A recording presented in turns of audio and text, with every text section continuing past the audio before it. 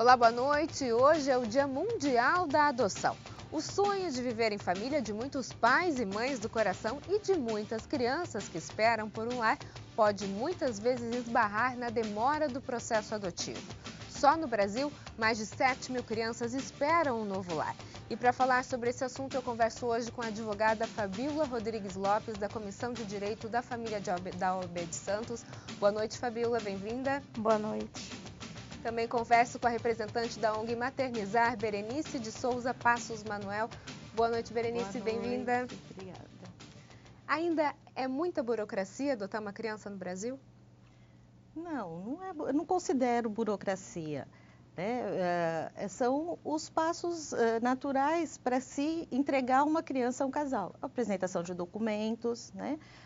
As entrevistas com o serviço social e a psicologia, passa pelo crivo do Ministério Público e o juiz, então, habilita esse casal ou essa pessoa, né, a ficar no cadastro de adoção da comarca, da cidade onde mora e também do estado e dos estados em que essa pessoa escolher para que ela possa ir adotar.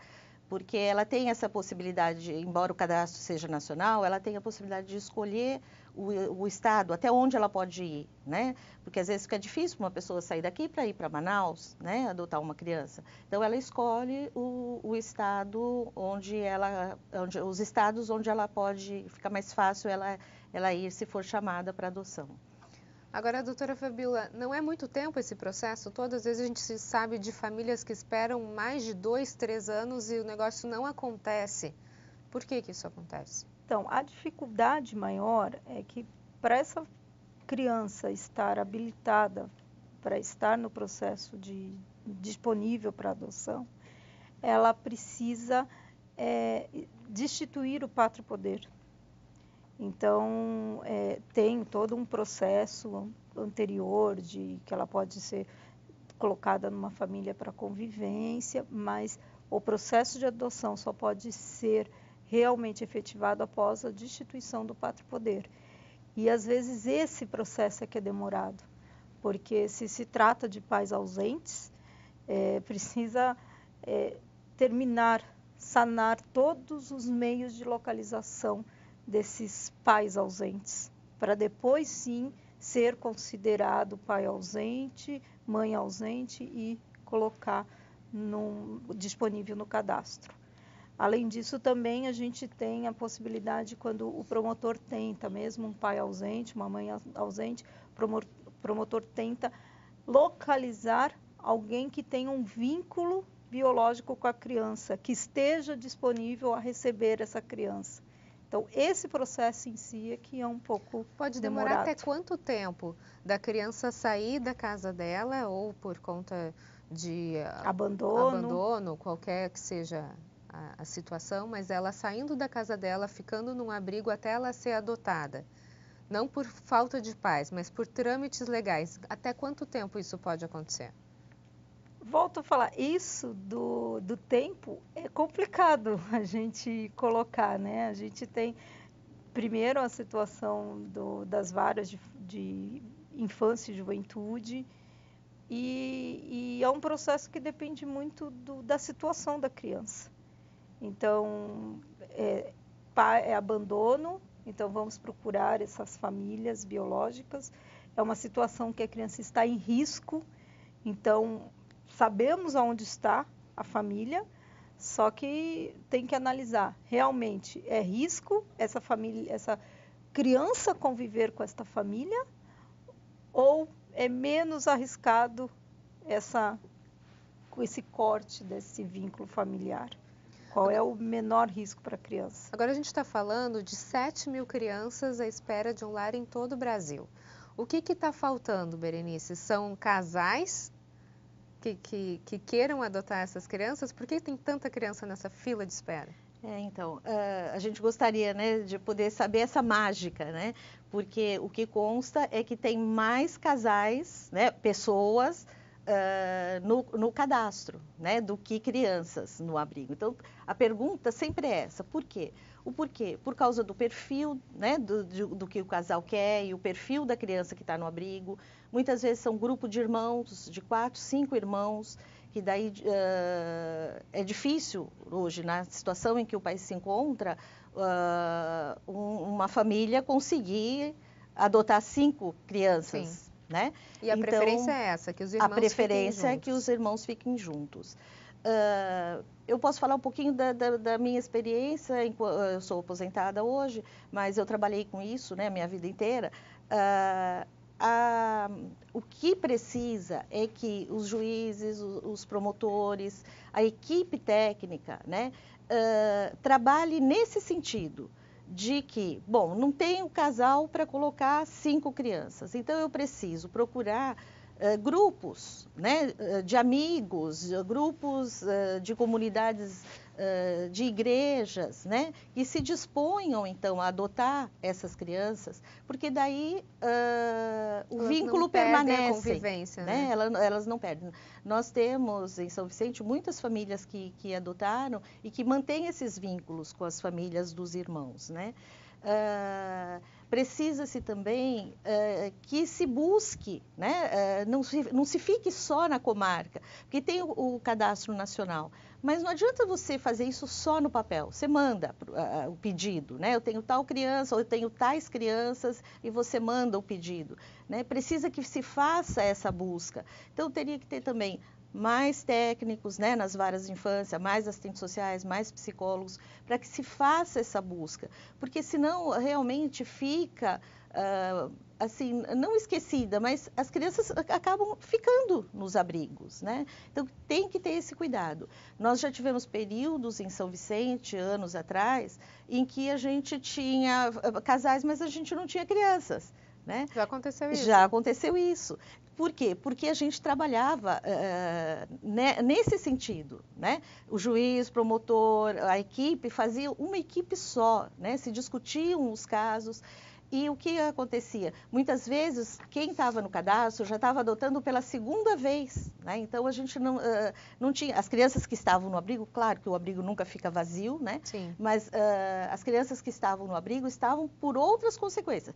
Por o estudo ainda não ter terminado, ou porque a espera de que aquela família, né? Esperando, no caso, a destituição dos pais, é isso? Ou a destituição dos pais, ou que se tenha família, e a família tem uma chance de se reestruturar para então ter essa criança de volta, ela fica no abrigo recebendo as visitas e essa família recebendo acompanhamento, né? Para isso a gente precisa de parceria também dos serviços, né? Das ONGs da cidade, para que então essa família retome os seus filhos, né? Então, o ideal é isso, que se procure, que se saia à procura de pais para aquela criança, porque esse é o correto, né? Eu não procuro criança para aquele pai e aquela mãe, eu procuro pais para aquela criança, com aquelas necessidades, né? É para atender a necessidade da criança, não do casal, né? Não do casal, não da pessoa, okay, né? No próximo bloco a gente continua a falar então sobre adoção. Nós voltamos em instantes. Até já. O ND está de volta e já que o tema é adoção, acontece no domingo a 6ª caminhada da adoção de Praia Grande. Com o tema Nome e Filiação Afetiva, uma escolha que deve ser respeitada, a concentração acontece às 9 horas da manhã na Praça Duque de Caxias, no Canto do Forte, e a chegada no Conviver do Boqueirão. As camisetas do evento podem ser trocadas por 2 latas de leite em pó. Importante abraçar essa causa, é isso? Com certeza. O Maternizar, que é o grupo de apoio, né? Que eu represento, também estará presente nessa caminhada, esteve presente na caminhada de São Paulo, né?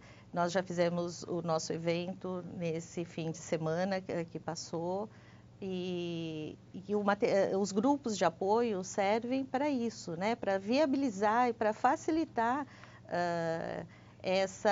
a colocação, a criança sendo colocada, né? Então, está dirimindo essas dúvidas, né, de pais que já adotaram, de pais que estão esperando para adotar, né?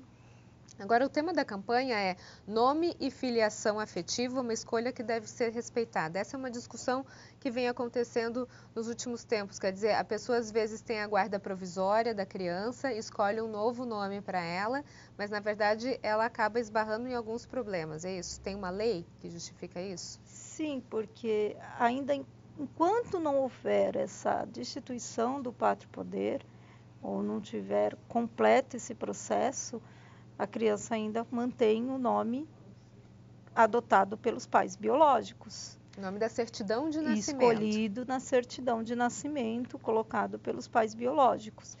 E por muitas ocasiões, os pais adotivos já estão naquela fase de convivência e já estão querendo que a criança seja tratada pelo nome que eles escolheram, que eles adotaram. Porque às vezes essa guarda provisória, a criança está até 2 anos na casa da família nova, né? Sim. Quer dizer, é bastante tempo. É. Então, às vezes ela é chamada de Ana e o nome dela era Jussara. Uhum. E aí fica essa confusão na cabeça da criança, quando ela chega no médico, o que acontece? Então, ela é chamada pelo nome da certidão de nascimento, né? Ainda médico, alguns lugares já aceitam desde alguns anos, coloca entre aspas nas fichas. O problema são escolas, né? Mais as estaduais. Escolas públicas. As escolas públicas ou órgãos públicos, né, que têm maior dificuldade de lidar com isso. Por outro lado, também isso é uma questão muito pessoal, porque daí se a diretora entende, se é uma pessoa ligada à causa, né, aí sempre se dá um jeito, né? E agora tem esse projeto de lei, né, que a gente espera que passe, que é para ser então adotado, né, sem restrição nenhuma, o nome escolhido, né, pelos pais adotivos até que saia a adoção. Agora, já é direito da família fazer essa troca de nome e exercer isso? Depois do processo de adoção concluído, sim. Porque a certidão anterior, ela acaba sendo... a gente não pode dizer anulada, porque ela continua lá no registro do cartório, tá? Mas ela deixa de ter a sua validade. Então, a criança passa a ter aquela nova certidão de nascimento com o nome dos pais adotivos, que passam, inclusive, não vem com essa qualificação, vem pais, então vem o nome do pai, da mãe, dos avós maternos e avós paternos. E a família pode escolher manter o prenome, que a gente chama, né, o primeiro nome já que a criança tinha, ou nesse momento ela pode colocar o nome escolhido pela família adotiva. Agora, a gente falou muito da questão dos casais adotarem, mas não são só casais que podem adotar, né? Hoje, quem pode adotar uma criança? São pessoas solteiras, né, desde que sejam maiores de 18 anos, pessoas separadas, né, divorciadas.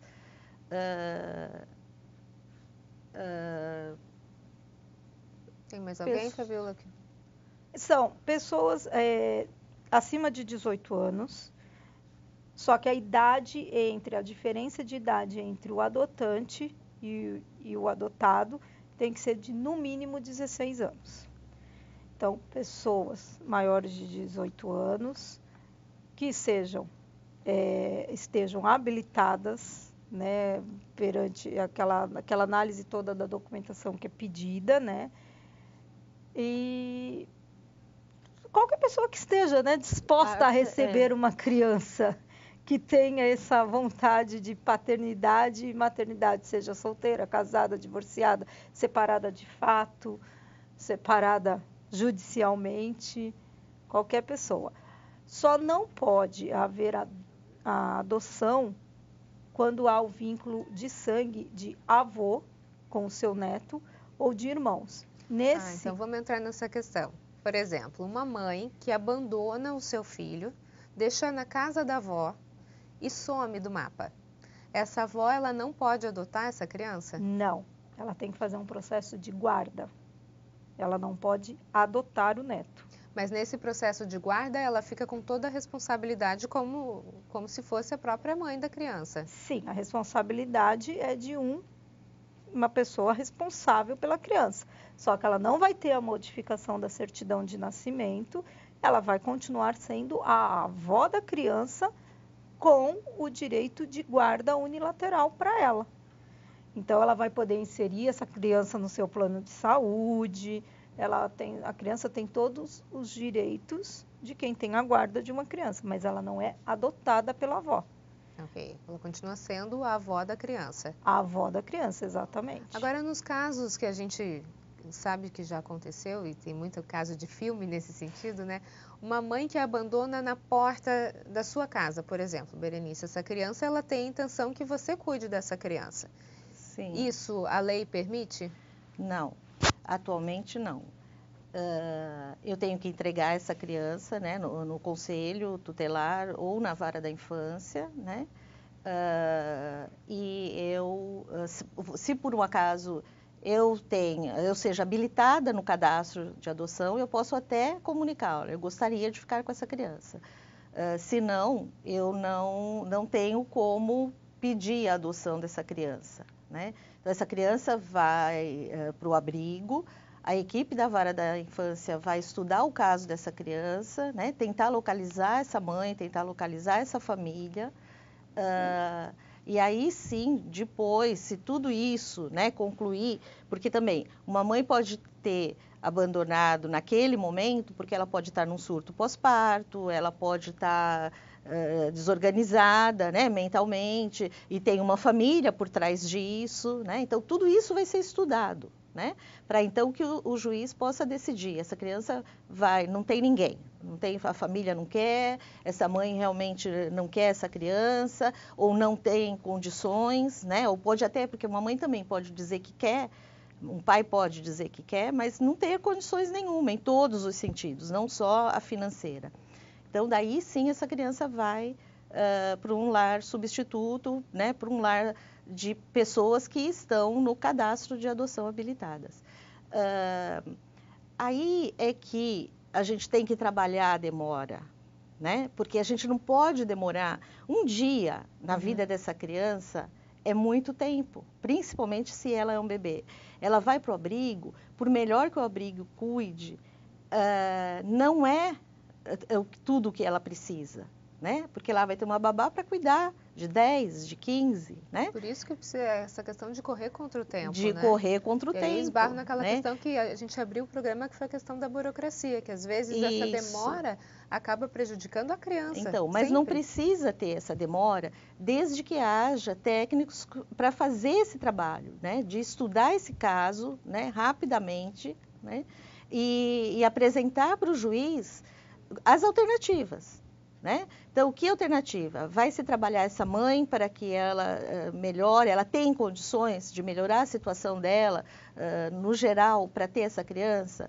É uma mãe usuária de droga? É uma mãe que tem um histórico já muito grande anterior a isso, né? Porque muitas vezes a mãe já abandonou vários filhos, ela já teve 10, 15 filhos, né?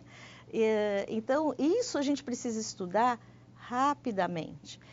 O que eu costumava dizer é andar com o processo debaixo do braço, né? Trabalhar pela causa, né? Isso. No próximo bloco a gente continua a falar sobre adoção. Nós voltamos em instantes. Até já.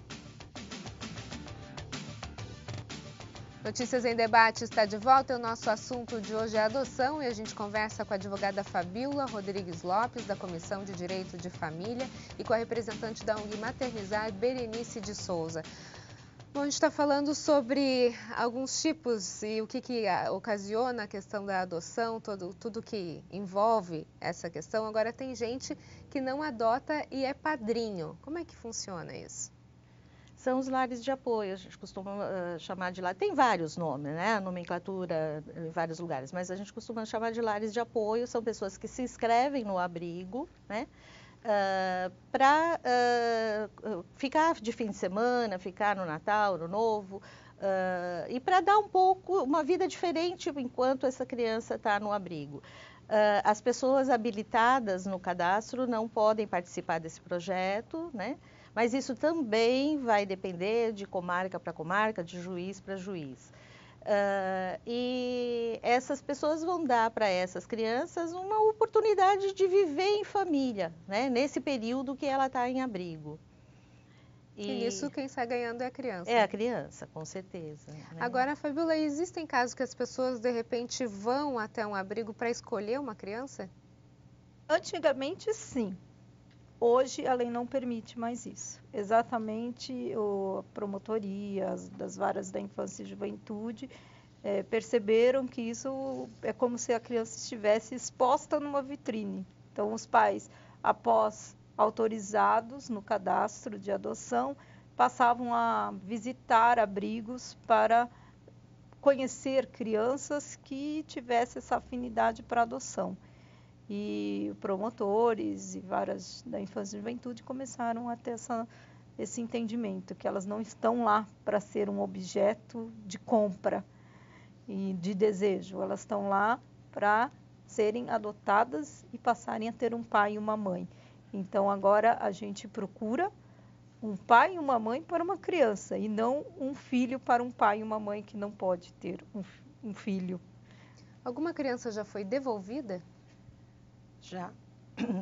E daí por inúmeras causas, né?